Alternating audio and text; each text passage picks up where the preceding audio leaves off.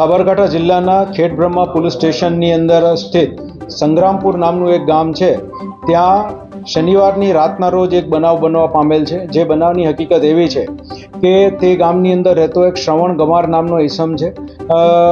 તેના દ્વારા પોતાના પુત્ર જેની ઉંમર 1.5 થી 2.5 વર્ષ જેટલી છે, પોતાની માતા જમનાબેન અને તેના પત્ની છે કાંતાબેન, તે લોકોની ઉપર કુહાડી દ્વારા હુમલો કરવામાં આવેલો હતો.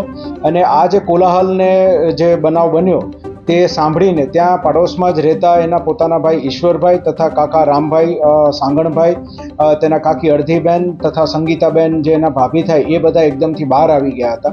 અને બહાર આવીને જોતા જે આખો જે કુહાડી મારવાનો જે બનાવ બનેલો હતો એમાં કુહાડી તેની પાસેથી લેવામાં ફર્ધર ઝપાઝપીને એવું થયું. અને તેની અંદર બે લોકો જે છે, જે અત્યારે પ્રાથમિક માહિતી છે તે મુજબ ઈશ્વરભાઈ અને અડધીબેન દ્વારા કુહાડી અને લાકડી દ્વારા શ્રવણને પણ મારવામાં આવેલો. એમ ટોટલ આખા બનાવમાં 3 લોકો જે છે એ આગળ જતા મૃત્યુ પામ્યા, જેમાં શ્રવણ દ્વારા એના જે દીકરો છે નાનો કમલેશ 1.5 થી 2.5 વર્ષનો તેનું, તથા તેની માતા જમનાબેનનું મૃત્યુ નિપજાવવામાં આવેલું હતું.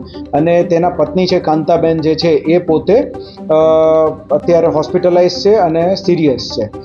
પોલીસ દ્વારા જે છે એ 2 અલગ અલગ ગુના દાખલ કરવામાં આવેલા છે. બંને ગુનાની અંદર એઝ ઓફ નાવ જે એક આરોપી જે શ્રવણ બને છે, જે પોતે પણ મૃત્યુ પામેલ છે, અને અન્ય જે 2 આરોપી છે ઈશ્વરભાઈ અને અડધીબેન જે છે તેની અટકાયત કરી તેઓની પૂછપરછ હાથ ધરવામાં આવેલ છે.